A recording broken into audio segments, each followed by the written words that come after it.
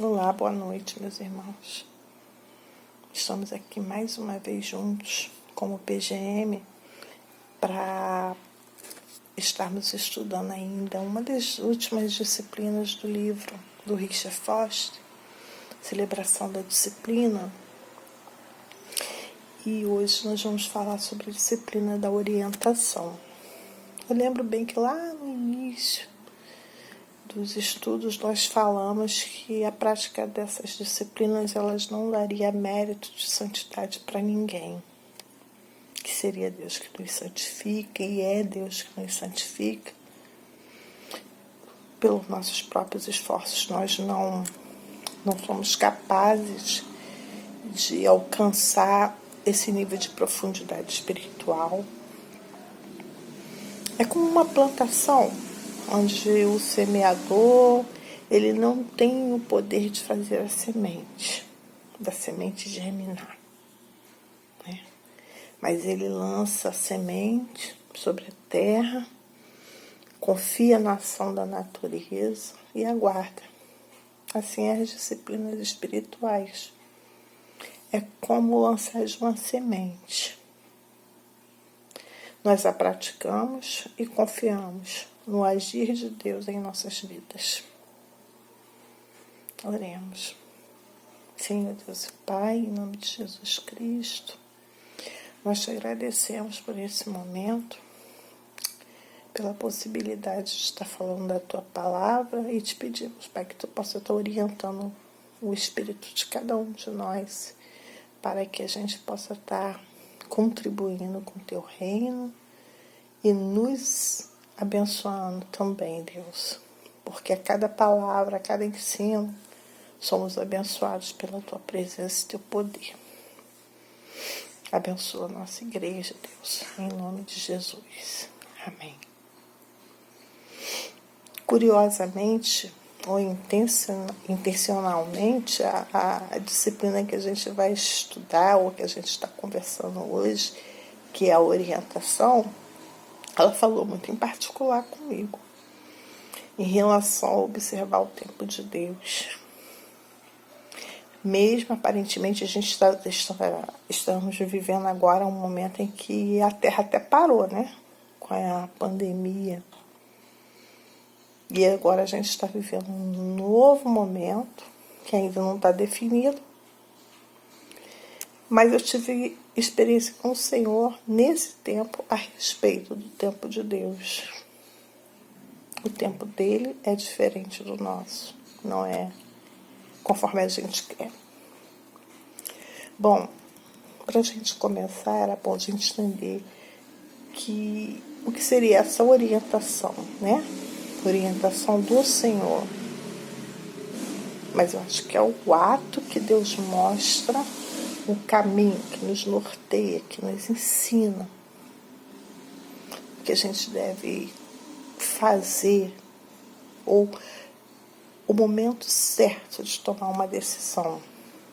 Nesse sentido, parece estranho falar de orientação como uma disciplina, né? Então, entretanto, a igreja de Atos tinha a prática de buscar a orientação de Deus.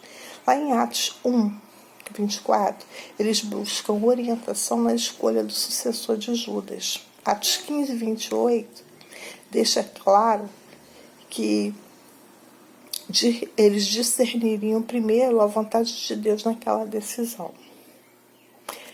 Aí eles falam, pareceu bem ao Espírito Santo e a nós. Primeiro ao Espírito Santo e depois a nós. Portanto, a disciplina da orientação é um ato humano de buscar o discernimento da vontade de Deus para as nossas vidas, em comunidade e como pessoas, né? Isso é uma possibilidade real para a gente exercitar. Buscar a vontade de Deus, discernir a vontade de Deus para as nossas vidas e para a nossa comunidade. Os céus e a terra hoje, nos dias de hoje, toda a humanidade, ela está com ansiedade, aguardando com ansiedade um emergir de um povo guiado pelo Espírito. Um povo cheio do Espírito e com autoridade concedida pelo Espírito. Toda a humanidade, toda a criação, ela aguarda o surgimento de um povo livremente congregando, que conheça nessa vida a vida e o poder do reino de Deus. Aconteceu antes, pode acontecer de novo. Mas por enquanto ainda não houve essa reunião de um povo do Espírito. Tal povo, desculpem, não surgirá enquanto não houver entre nós uma experiência mais profunda, mais intensa, com o Emmanuel do Espírito. O Deus conosco. Um conhecimento de Deus onde Ele oriente os grupos de pessoas e indivíduos por meio de uma experiência coletiva. Vou explicar melhor. Um bom exemplo foi quando Deus tirou os filhos de Israel da escravidão. Lembra? O povo estava no Egito, eram escravos. Todos viram, toda a comunidade viu a coluna de nuvem e a coluna de fogo. A gente sabe bem disso. Não era um grupo de indivíduos que por acaso estavam indo na mesma direção, mas era um povo submetido a Deus. A presença de Deus os cobria com uma proximidade surpreendente. Entretanto, logo o povo começou a achar que a presença de Deus, sem mediação, era terrível demais, era gloriosa demais. E implorou que Deus não fale conosco, para que não morramos. Está lá em Êxodo 20:19. Assim Moisés tornou-se o mediador deles. Assim também começou o ministério do profeta, cuja a função era ouvir a voz de Deus e transmitir ao povo. Embora fosse um passo atrás em relação à orientação comunitária exercida pelo Espírito Santo, manteve-se a percepção de que eles eram um povo unido sob o governo de Deus. Chegou o dia, porém, quando Israel rejeitou até mesmo o profeta e preferiu um rei. Desse ponto em diante, o profeta era um estranho. Ele era uma voz solitária, clamando lá do deserto. Às vezes obedecido, às vezes assassinado, mas sempre do lado de fora. Pacientemente, Deus preparou um povo na plenitude do tempo. E nasceu Jesus. Uma vez mais congregava-se o povo que viveria sob o imediato governo teocrático de Deus, do Espírito. Com tranquilidade, persistência, Jesus mostrou-lhe o que significava viver em resposta à voz do Pai.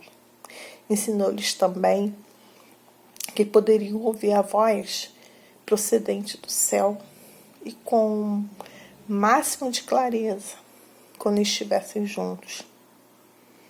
Se dois dentre vós sobre a terra concordarem a respeito de qualquer coisa que porventura pedirem, ser-lhe-ás concedida por meu Pai, que está nos céus.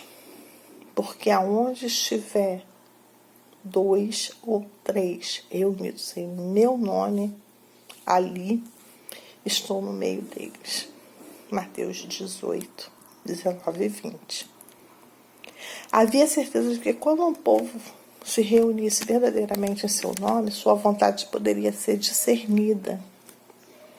O Espírito superintendente utilizava o controle mútuo dos diferentes crentes para assegurar que, quando seus corações estivessem em unidade, eles estariam em ritmo, com a mesma batida do coração do Pai. Vocês entenderam? Era uma certeza de que quando a comunidade, quando o povo de Deus estivesse reunido, pudesse ser a partir de 2 pessoas, e essas pessoas estivessem buscando a orientação do Senhor, a batida do coração dessas pessoas seriam a mesma batida do coração do Pai e o desejo atendido, porque era o mesmo pensamento. Assegurava que eles tinham ouvido a voz do verdadeiro pastor que podia orar e atuar com autoridade. Sua vontade, mais a vontade deles, mais a unidade, era equivalente à unidade. Quando a minha vontade, a vontade do meu Pai em oração está de acordo com a vontade do Pai, isso traz autoridade. Imagina para a igreja. Embora Jesus fosse um estranho para o seu próprio povo, sendo crucificado fora das portas da cidade, algumas pessoas aceitaram o seu governo e se tornaram um povo congregado. Da multidão dos que creram, era um só coração e alma. Ninguém considerava exclusivamente sua nenhuma das coisas que possuíam. Tudo, porém, lhes era comum. Com um grande poder, os apóstolos davam testemunhos da ressurreição.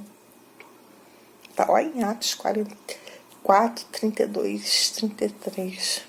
Eles tornaram-se um grupo de testemunhas a declarar por toda parte que a voz de Cristo poderia ser ouvida e sua vontade poderia ser obedecida. Talvez o aspecto mais espantoso dessa comunidade fosse um senso de orientação espiritual.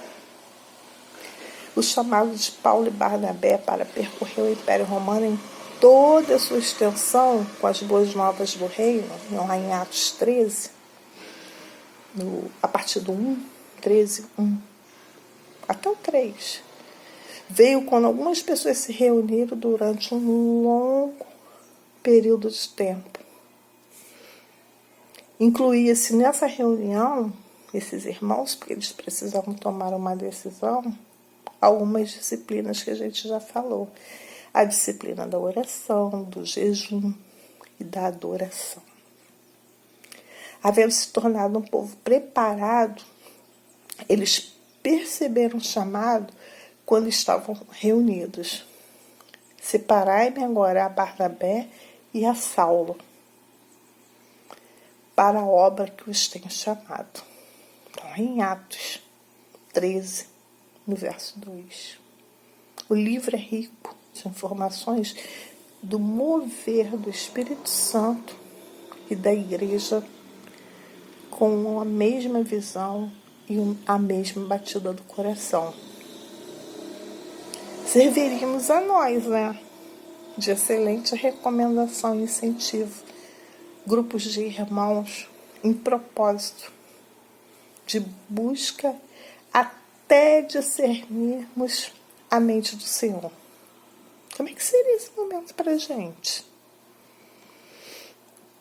Não há dúvida de que essa e tantas outras experiências citadas no livro de Atos sobre o discernimento comunitário a respeito da vontade de Deus contribuíram grandemente para a formação do conceito de Paulo acerca da igreja como corpo de Cristo. Os dons do Espírito eram concedidos pelo Espírito ao corpo de tal forma que estavam assegurados a unidade. Cada um recebia um dom, cada um exercia a sua função, todos juntos no mesmo propósito e todos eles assegurados pelo Espírito Santo. Ninguém possuía coisa alguma a mais, nem os mais maduros. Eles também necessitavam de ajuda um dos outros. Os mais insignificantes tinha e sempre tem algo para contribuir. Ninguém podia ouvir todo o conselho de Deus isoladamente. Somente eu recebo as informações do Senhor. E outra coisa, o grupo dos apóstolos, eles não passaram do ponto zero para o auge do senhorio do Espírito num único salto. E para você e para mim, que deseja viver esse momento, nós também não daremos esse salto. É um passo de cada vez. Foi assim com eles. Às vezes, desculpa, um passo pequeno à frente e às vezes para trás. Mas a gente não pode se culpar por isso, não. A gente só não pode falar: que maravilha, a partir de amanhã eu vou fazer desse jeito. A gente não pode se arriscar de forma impetuosa para conquistar o mundo do Espírito Santo. A gente precisa de passos moderados, passos modestos. Uma das melhores formas de aprender com quem já se empenhou em ouvir a voz do alto e no ambiente comunitário, que é a igreja. De forma bem humilde, não confia tanto assim nas suas próprias orações, nem em você. Procure companheiros espirituais que orem junto com você. Buscar orientação de conselheiros sensatos é um bom começo. Desse jeito você encontrará um meio de abrir as janelas do céu e descortinar a mente de Cristo. Todas as nossas decisões devem ser colocadas diante de Deus como culto de adoração. Nós não estamos falando de vida com culto.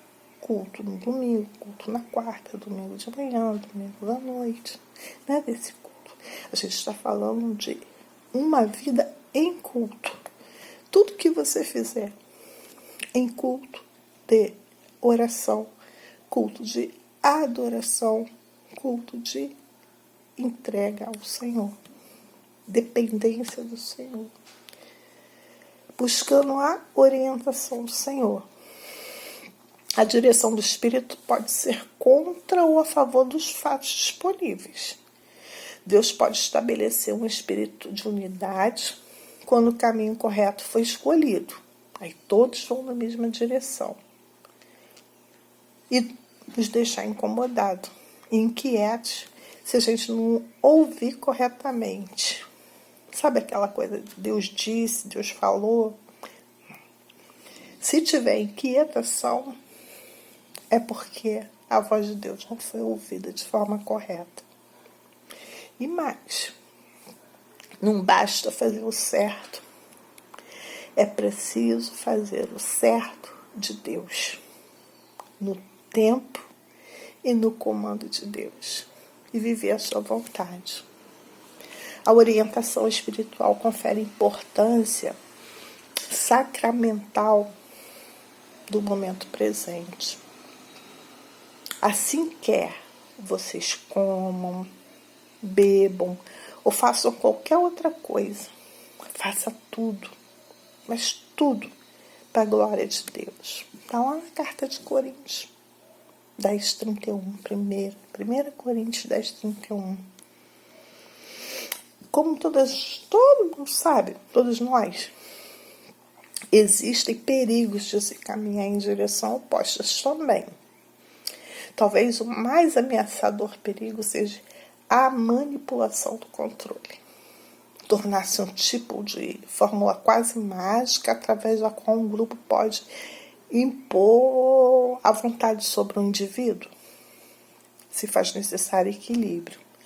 Deus designa líderes com autoridade em sua igreja, de modo que a obra possa ser realizada no âmbito terreno. Porém, a comunidade e a liderança não podem divorciar-se das normas bíblicas. As escrituras, elas precisam penetrar todos os pensamentos e todas as ações. O Espírito, ele nunca conduzirá algo que se opõe à palavra escrita que ele inspirou.